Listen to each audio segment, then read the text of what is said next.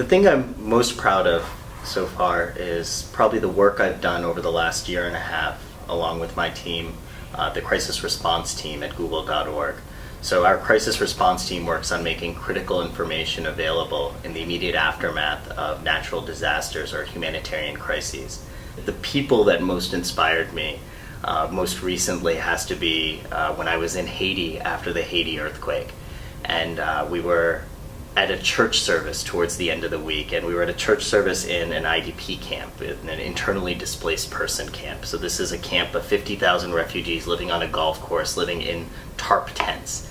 And these people come together for a church service every evening, and we were invited to that church service. And it's an open-air church service with speakers and a band. And these people were sitting there and singing and dancing and celebrating life.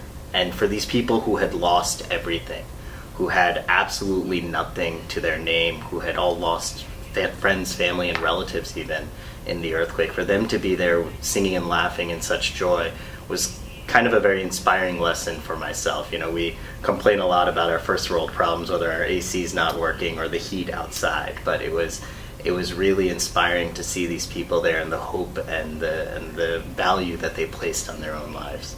I think one of the first things I would do is I would make sure that every human being, regardless of where you are, what country you are, what situation you're born into, had the basic human needs of, health, water, shelter, as well as a right to a good public education. I think the next thing that I would hope for is that everybody has a just and vibrant democracy that they live in, as well as being citizens who take part in that just and vibrant democracy. And then finally, I think that, as somebody who works in technology and who's seen the power that information can have, I think every citizen should have access to that information, because the ability that citizens have when given access to the internet, to the endless libraries of the world, is really amazing. The ability they have to teach themselves things, to market themselves, to better themselves and better their lives is something that I think every citizen of this world should have.